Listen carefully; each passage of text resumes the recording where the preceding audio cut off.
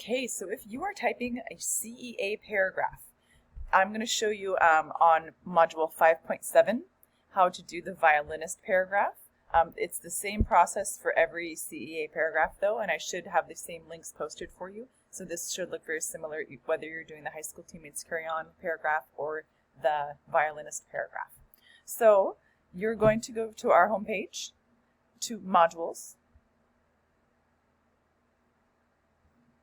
You're going to go to module 5.7 is the one I'm looking at today. If you're working on 4.7, you could open that one.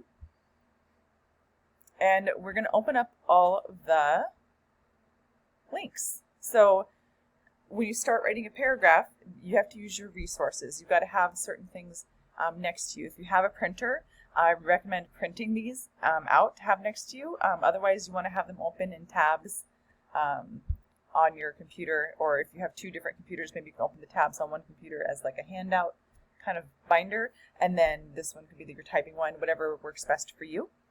Or you can split screen with them and have tabs open in a different half of your screen. But we'll be looking at these documents to reference as you go through and type. So opening up the prompt, this one is going to be your copy that also has the prompt on it with a little bit less detail and has place for you to type. This is the one you actually type on. Then your CEA outline has the directions for how to write the sentences. When you get to evidence and bringing that into your paragraph, you're going to want to have this handout to help you have examples of how to do that. And then the best thing is the samples. Once you've started typing, you can compare what you type to what other people have typed who have gotten a good grade on this assignment. Okay, that's what I recommend having open right now as you're typing. When you're done, you can go open the last 3 links, and that's to check to see if you did what you thought you were supposed to do. If it's correct, there's a yes test to check yourself. For the CEA paragraphs, you do not turn in the yes test. You're just using it for yourself to check before you submit the document to me. And then you can see on your rubric how you're graded. You might want to look at that before you submit so you can double check that you've done all the parts of the things that I'm looking for your grade. And then when you do get your grade back, this one down here is going to show you, explain your grade to you and tell you how to improve that grade. And I will be offering opportunities to actually improve that grade on week 8 of school. So let's get started. I have all my links open already, so I'm going to open up the prompt and look over it first. So I always read the prompt first. It reminds you that this is going in the 35% category of your grade. That's for the violinist one. The other one actually ended up going in the homework category. So you're going to write an answer to a CEA paragraph in 8 to 15 sentences. So the minimum is 8. Maximum is around 15, so we'll do a little bit more than that. That's okay. It says in this paragraph, you're going to write a well-developed CEA paragraph and explain how a source of refuge, either music or relationships, you can pick one of those for Nathaniel, helps Nathaniel Ayers overcome a challenge in his life. You're going to use specific evidence with at least 2 quotes from the text to support your answer. So you must have read the article and hopefully annotated some parts of the article. Well, where's the article? That's in your Actively Learn. If you go to Canvas and go back to Actively Learn, and I'm sorry folks, I'm going to plug my computer in real quick. But you're going to go back to...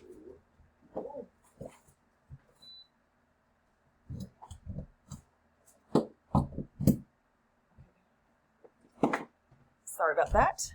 Don't want my computer to die on you while we're making a video.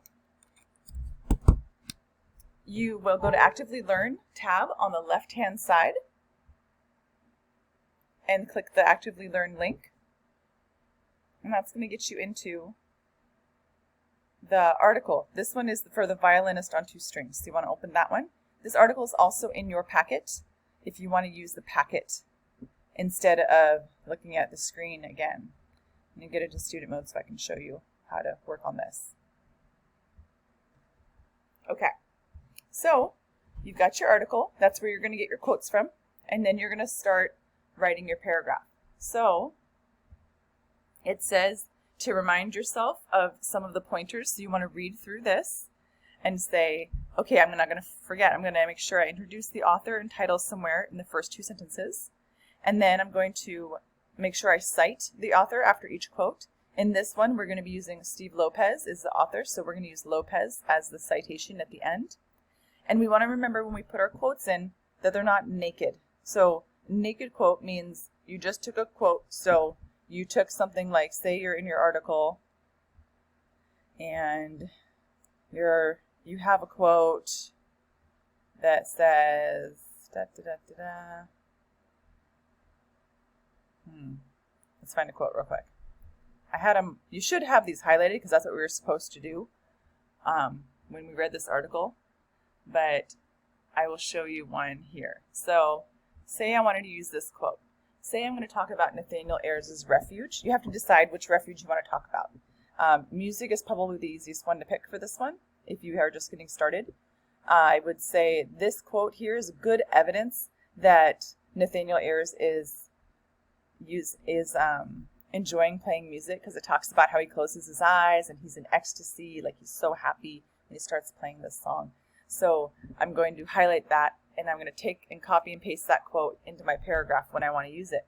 Well, right now, if I just take this quote, that's considered naked, which means it's just there by itself. So you have to integrate that quote by using this handout, the integrating and citing quotes. And if you want to look at the little video of how to do that, you can watch a separate video to kind of educate yourself on how the best way is to do that and actually go over this whole handout. But basically what it means is you're going to introduce the quote by using your own words to set the scene. So who is talking, what's going on? And you usually use a strong verb if you're introducing the person who's talking. So like Crockett and Sutton were the wrestlers, they joke that. So they, instead of saying says, you would say a more specific word. And I have a list of them down at the bottom here. Is the person describing? Are they illustrating? Are they sharing? There's a little more description if you pick a stronger verb when you introduce your quote. So if you were to say something like Nathaniel said, you could say Nathaniel illustrates, or maybe it's Steve Lopez is talking, right? Because he's the one that wrote the article. So in my case, if I say Lopez, I could say Lopez explains how, quote, one day I asked if he could play jazz, and so I start my quote there. So I'm introducing Lopez using a rav leading into my quote. So it's not naked. All right. And then writing in third person, remembering to use the right pronouns when you're writing, and including a works cited entry. So I recommend, you already have that because I gave it to you, so bonus. When you are writing, make sure you are labeling your sentences, especially if you haven't done a paragraph like this before. You want to label your sentences as you go. And what I mean by that is when you look at the outline, you see how there's a C for claim, E for evidence, A for analysis. Then we do another analysis, another A. And then if between those, you might want to add a transition. That would be labeled as like a TR or T for transition. And then your next piece of evidence would have an E.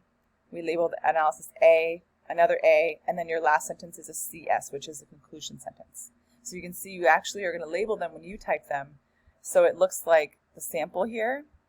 You can see this person labeled their sentences, okay? And this person included some more background information, and you can do that at any point that you want to include background information. You can weave that in anywhere in your paragraph, okay? So how do you start typing it? Well, you're going to, when you click the link that says My Copy, it's going to force you to make a copy, okay? Here it goes. All right, and I have the prompt there. So you're going to start typing right here, and you're going to start with your claim. What I really like to do when I'm starting a CEA paragraph, if I was learning how to do it, is I would take the, let's see, where is it? I think it's actually in the yes test. Let me go back and get that yes test. Let me go to modules, and I have like a list of all the sentences that are like for the minimum. So I would take that and copy that and put it onto my paper like this. I would go to the yes test on module 5.7.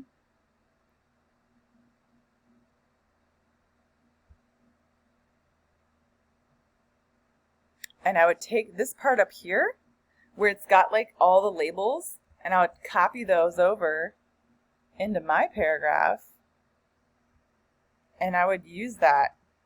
And then I'm going to go sentence by sentence. So if you're struggling to kind of like, you want to go step by step, you should try this. And so what I do is I just, I put my cursor right in the middle, and I go, okay, and now I'm going to write my claim. So whatever my claim is, I'm going to answer the prompt directly. So I go to look at the outline now. What is the claim? Well, it says, what are you writing about and why? Answer the prompt directly. Okay, let's do that. It says, what is the refuge that helps Nathaniel overcome a challenge in his life? So I would say something like, okay, based on what I read in the article, I want to talk about music. So I would say Nathaniel Ayers, or how about in the article, violinist. So I would type the article, Nathaniel Ayers struggles with many setbacks, but finds refuge in playing his violin. Oh, playing music. He also likes to talk about music and playing, and because I want to use that quote where he's talking about music too. About music. Okay, so that answers the prompt. It introduces the person and answers the prompt. That's my claim. Okay, now I need to give a little more, some background information, okay? What do we need to know about Nathaniel's struggles? Like why is music so helpful for him in the first place? We kind of need to know his background, right? So let's give some information. He struggles with schizophrenia. So Nathaniel is a unique individual. He, I already said struggles. He was diagnosed with you gotta look that up, maybe schizophrenia when he was a young man. Okay, I want to tell more, so I'm going to add more background. So I'm going to label it, and I'm going to talk about how he's homeless because of his disease, and like how the only thing that makes him happy is his music, because even though he's just got 2 strings on his violin, he's still pretty happy. So I'm going to give a little more information about him.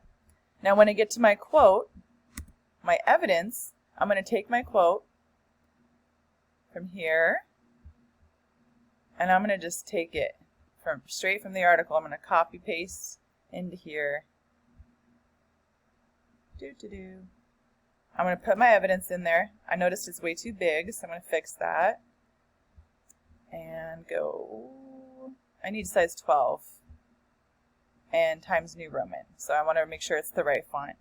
So this should be in quote marks. You see how the first part doesn't have quote marks yet? And that's okay. You put the quote marks on.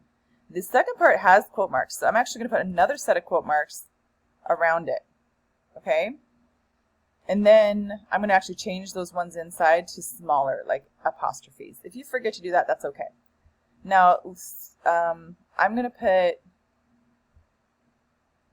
my introduction here. So I need to lead into this quote. I can't just leave it naked like that. It's too stark. You've got to integrate it. So I'm going to check my handout here to remember how to integrate a quote. Okay, so remind myself how to do that. I'm going to decide what my integration is going to be and say, okay. So who's I in the quote? That's Steve Lopez. So Steve Lopez, the author of the article, meets or remembers that, boom, okay? So here it is. This is my, and I like to underline these to make sure they're really clear. Steve Lopez, the author of the article, remembers that one day I asked if he could play. So I'm leading into it. So we know we need to cite this, right? We need to put Lopez at the end. I'm going to teach you a little trick. If you used the author in the sentence, like Steve Lopez up here, you actually don't need to do this last part. You only have to do this citation if you did not have their name in the front. So I'm actually going to delete that part. But usually, like for Malala or from the other people, sometimes